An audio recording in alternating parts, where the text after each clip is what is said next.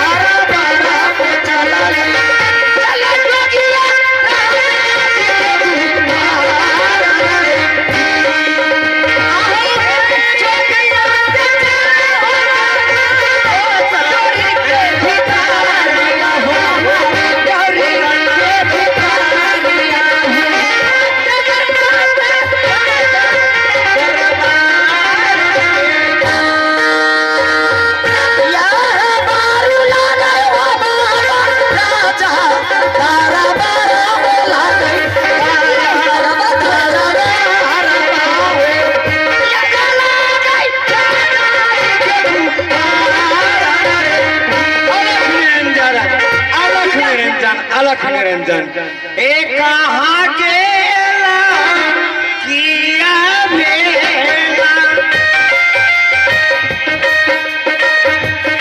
राजा राजा हो रही के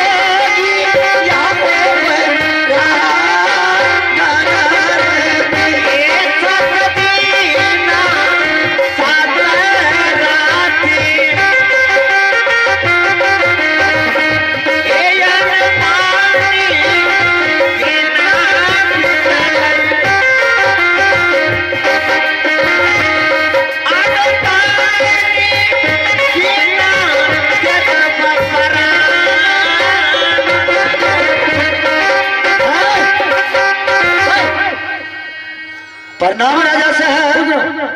प्रणाम राजा साहब। खुश रहो। सेंट बोर्ड में क्या लिखा है? बगैर परमिशन का नाम आना। राजा साहब बोलो। जोगी महात्मा को सैन्य बोर्ड से क्या मतलब है? ओ जोगी महात्मा का सैन्य बोर्ड से कुछ मतलब नहीं है। वो किसी के दरवाजा जा सकता है। वो परमिशन बना है, किसी का नहीं जा सकते हो। हाँ हाँ। तो जोगी जो आप बने हैं, कौन चीज के लिए जोगी बने हैं? राजा साहब सबसे पहले तो आप अपना नाम बताइए। हमारे नाम? हाँ ठीक है, हमारे नाम हाँ बाबू बाबू अभिनंदन अभिनंदन प्रसाद प्रसाद सिंह राठौर। बहुत लंबा है राजा साहब, आपका टाइटल तो बहुत दूर तक है। दूर तक नहीं है, हाँ 2-4 मीटर किलोमीटर दूर है। बिहार ठीक के है। असेंबली भवन पटना तक है। आपके नाम सुन करके हम दोनों जोगी महात्मा आए हैं आपके दरवाजा पर। कौन सी क्या बात, क्या है बात बोलो। राजा साहब 7 दिन या 7 रात से ही भूखे हैं। 7 दिन 7 रात बीत गया है। हाँ कहे अन्न पानी नहीं मिला। तुमने पकड़ा दे, तुम पकड़ा दे। 7 दिन 7 रात से भूखा है। और आपके नाम सुने हैं बाबू अभिनंदन प्रसाद सिंह जी लाठो, बहुत दानी प्रतापी राजा है। सुनो, भूखे को अन्न, निवस्त्र को वस्त्र, प्यासे को पानी देता है, इसलिए आपके दरवाजा पर आए राजा साहब। 14 को पूरब, 14 को पश्चिम, 14 को दक्षिण और 14 को उत्तर। कौन हमें जानता है? क्यों नहीं जानेंगे, आप विधायक से कौन नहीं है। जिनके हाथ में उनको हाथ देते हैं। आपका क्षेत्रफल बहुत बड़ा है। अरे कौन से कौन? सुनो, हमारे 51 फाटक है। जी हाँ। और 51 फाटक, 51 जो सिपाही है। हाँ हाँ। और 51 को कुत्ता है मेरे। सुन लो, मैं यहाँ से प्रेमा को यहाँ से रोज करते हैं मोबाइल से, वहाँ फाटक खुल जाएगा।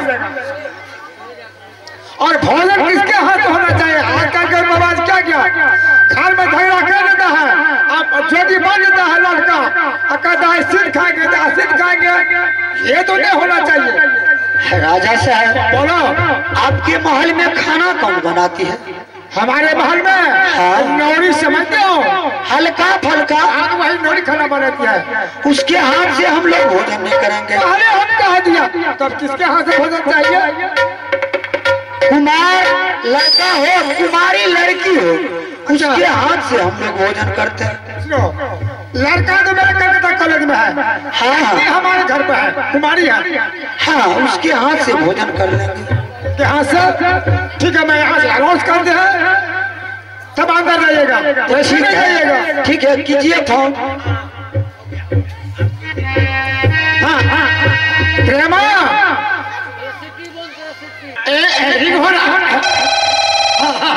समझ गए? हेलो, हाँ हेलो, हाँ बोलिए। ये 2 महात्मा जा रहा है। हाँ पिताजी। ये महात्मा 7 दिन 7 रात से कहे और नहीं मिला है। ये हमारे नाम सुन के पहुंचे मरक, इसको 56 प्रकार भोजन करवाएंगे, इनको सिगरेट निकाल दे।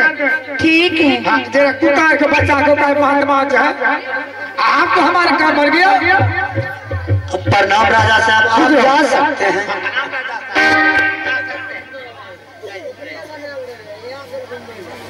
बाबा टाइटल कितना लंबा देखिए, बाबू अभिनंदन प्रसाद सिंह जी लाठो।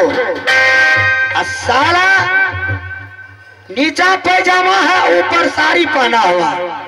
घर पर क्या, घर में क्या बिकता है वो मालूम नहीं। ठीक है, चलिए एकाएक महल है। बाबा चलिए महल, अब तो आदेश मिल चुका है।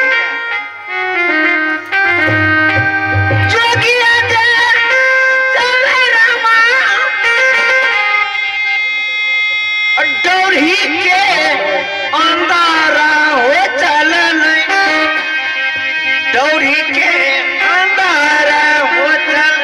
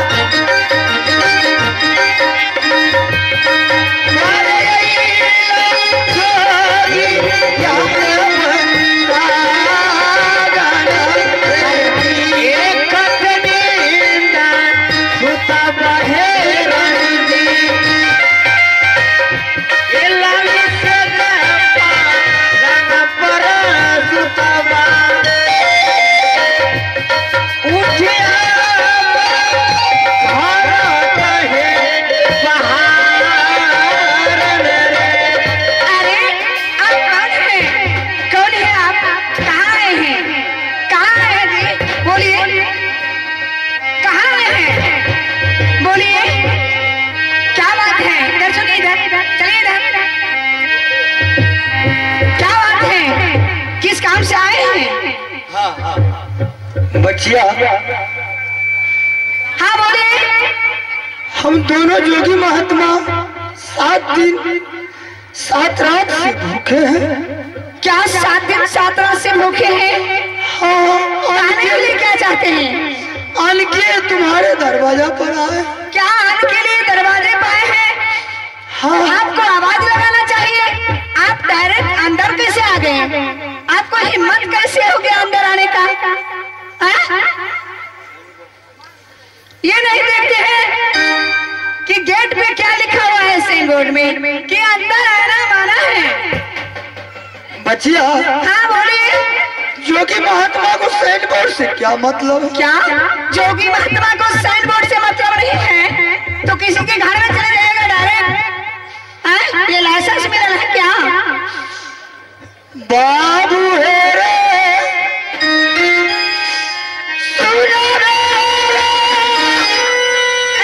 सुनिए, हम कुछ नहीं जानते हैं बाबू या नाना दादा काका, किस लिए आए हैं और क्या बात है ये तो पहले बताइए। बच्चिया, हम लोग भोजन के लिए आए हैं। भोजन यहाँ कमा के रखते हैं क्या? भोजन के लिए आए हैं?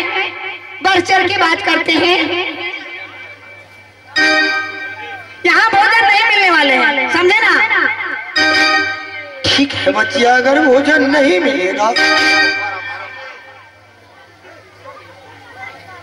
मेला कमेटी से गुजारिश है कि ये बच्चे लोग को यहाँ से उतार दीजिए, कलाकारों को डिस्टर्ब हो रहा है।